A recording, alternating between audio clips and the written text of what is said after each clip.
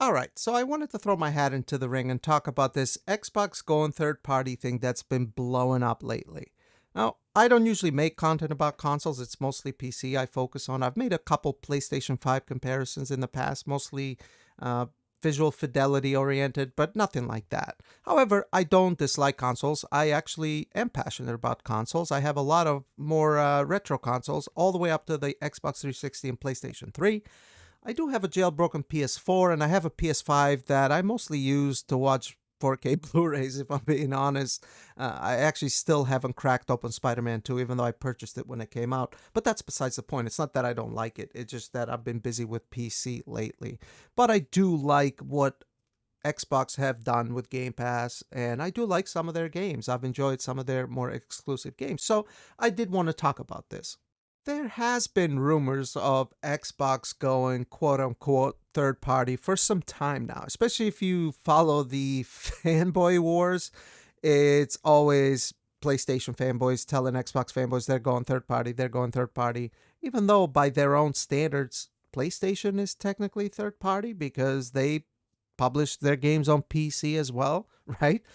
But that's besides the point. Now, recently, some very credible rumors from some credible sources have surfaced regarding Xbox going third party. In the near future, or to be more precise, Starfield making its way to the PlayStation 5, which is kind of a big deal, by the end of the year, apparently, according to the rumors. Similar rumors regarding the Sea of Thieves and Hi Fi Rush have been around for a few months now, if I remember correctly. And I remember some of the more die-hard Xbox fans being upset about this. They seem to be okay with Sea of Thieves, which I understand because Sea of Thieves is like a live service game. It's a very good game. Actually, I played it for some time. It's a very fun game that I think should have already been on PlayStation, if you ask me. But Hi Fi Rush, especially, people seem to be upset about that because it is a single player game. It is a very good game. It's kind of a unique game. And, you know, some people seem to be upset about this game going to Nintendo Switch and PlayStation. Apparently, some data miner found something that I think it was like ad material that was Nintendo Switch themed and PlayStation themed. Apparently, that's what it was based off of. But now you have someone like Tom Warren, which is a respected journalist, and Xbox Era, which is an Xbox site, talking about some games potentially coming to the PlayStation. And a more recent one I heard actually was that apparently Avowed will be releasing on PlayStation as well. I think it was from some gaming website or something. And of course, there's a lot of people running with this now. If you see some of the videos, people are acting as if this is fact, and it's not. I think it's important to remember that leaks and official statements does not equate the same thing. I don't even care if it's some super respected leaker that says something, right? Yes, it might be more credible, but it does not mean that it's true, right? We don't know that. So I think it's important, especially if you're a content creator making content about this and you care about being honest and not be disingenuous, you should treat it as a rumor. And also, if you look at the rumors, they mainly talk about specific games potentially coming to the PlayStation from what they've heard. It's not like every game, like Xbox shifted their whole entire strategy and all their games will be coming to PlayStation. Funny enough, actually, the console fanboys are running with this. You have the PlayStation fanboys on the left mocking Xbox fanboys, acting like Xbox games are coming to the PlayStation day and date. And you have some Xbox fanboys feeling betrayed and essentially grabbing Phil Spencer by a metaphorical collar and saying, "How could you?" Right? Some people seem to think that Phil Spencer is their friend because he smiles and he seems to be a nice guy and he plays video games. Guess what? He's not anyone's friend, right? He's an executive, and executives are loyal to their shareholder. Not us. I mean, Phil Spencer could want to keep everything exclusive to the Xbox. It might not be up to him, right? I think they have data that we don't have, and it's hard to make some of these judgments people make without actually having the data. So we have to rely on speculation, which is fine as long as it's labeled as such and treated as such, right? It's fine to speculate based on the data we have. So, what do I think about all this?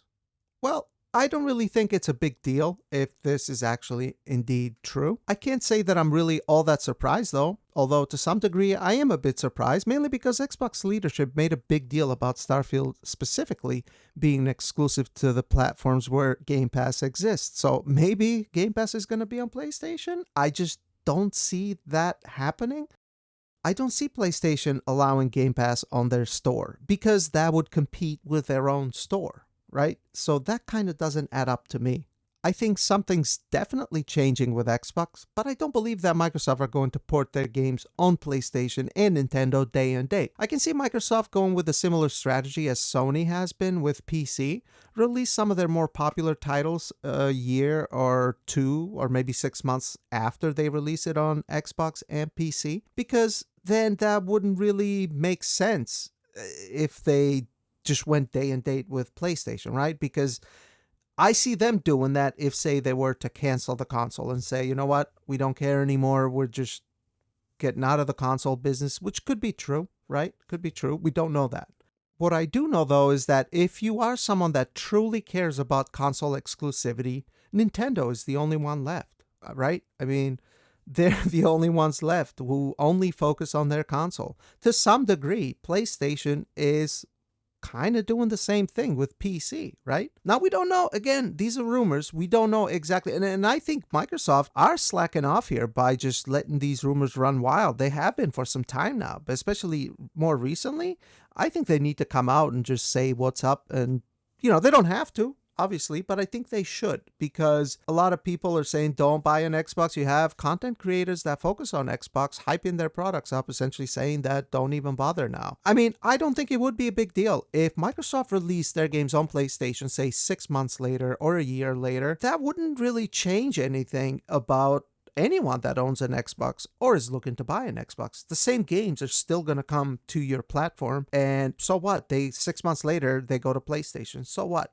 Now, I can see someone maybe feeling like, well, I could only buy one console. If I had known this, I would have rather bought a PlayStation knowing that I could play Xbox games as well, even if it was 6 months after they release or a year later or whatever. And you know what? I get that. I understand that. Not everybody has a ton of money to blow on a lot of consoles and have everything. As nice as that is, I know a lot of people don't have the means to do that. But if a couple games go to PlayStation and Nintendo months later or a year later, I don't really think it's a big deal or worth being concerned about. And if Xbox do actually release everything day and date, well, I hate to say it, but they probably don't care about the console anymore. I can't say that I'm 100% surprised about this. I think they've ran the numbers and looked at the data, and maybe the consoles aren't really selling, right? I mean, PC is blowing in popularity, and I know there is some diehard Xbox fans who believe that they never should have released their games day and date on PC, and they should have forced people to have to buy an Xbox to play their games.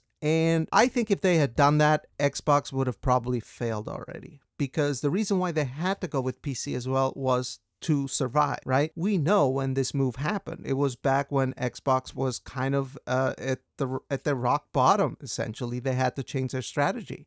And we know that they're doing their own thing. So I can't say that this is really all that surprising. I think as far as Xbox Series X and Series S, they're great consoles, right? They're powerful machines, but to develop these things and keep them up to date and everything costs a lot of money. And Microsoft could look at it and be like, you know what? It's not worth the cost to us for how many people are buying consoles, how many people play on consoles versus other platforms, PC or cloud. See, that's the problem, is we don't have that data. Microsoft or Sony are not really that transparent. It's not like Steam, where you can go to SteamDB and look at how many people are playing a particular game and how popular the Steam Deck is or whatever. You know what I mean? We don't have that data, so we kind of rely on speculation. But I think people need to wait for an official statement who are concerned about this. Personally, I don't think it's really that big of a deal, personally. Even though I'm not a big fan of exclusivity, essentially forcing people to have to buy a piece of hardware to play a particular game, I get it that when it comes to consoles, it's kind of a necessary evil, I guess. And some great games that are very popular these days owe their existence to that type of model, the exclusivity model, like Mario or Sonic, right? Sega had to develop an alternative to Mario to sell their console, and we have Sonic. So who knows? Maybe that wouldn't have existed if it wasn't for that type of a business model. So I get it. But if you think about it, right, exclusivity these days is used to sell hardware, right?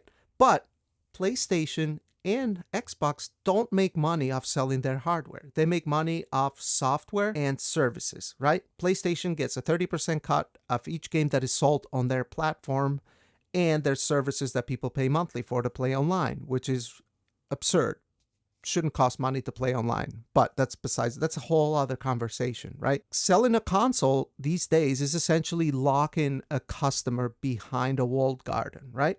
So if you were to buy a PlayStation, you're going to make all your gaming purchases on PlayStation if you only buy one console. So that it's a means to lock a person to have to use an ecosystem, and that's how the companies make a profit. Microsoft may have transcended this, right? If they sell their software everywhere, they don't have to rely on this anymore. However, they do end up losing their own platform because now the people that own Xboxes who bought all their other games through the Xbox Store are probably going to go and play them on PlayStation, if this is indeed true, or go on PC, and Microsoft does not get a cut of that, right?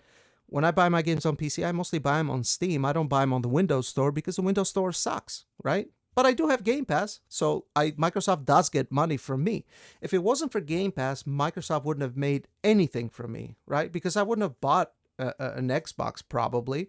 I mostly play on PC anyway. Even though I own a PlayStation, Sony does not make much money off me at all because I don't subscribe to their services. Most of their games that I have bought are physical games that I bought used. So it's not like Sony profits off me neither, right? But Microsoft found a way to profit off people who don't want to buy an Xbox. And that is actually kind of smart, right? So who knows? This could end up working out for Microsoft, or it could end up being their doom.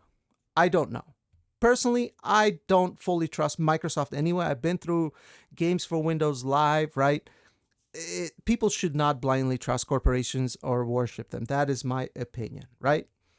At the end of the day, we're gamers. We go where the games are. But I still think it's important to wait for an official statement and see what happens. And if they are going to make everything third party, well, I hope this is a lesson for the more diehard fanboys who worship these corporations. I do feel bad to some degree, but it's also important to be realistic and realize that these companies don't give a shit about you or what you think. You are just a transactional number. And that's okay. That's all it needs to be, right?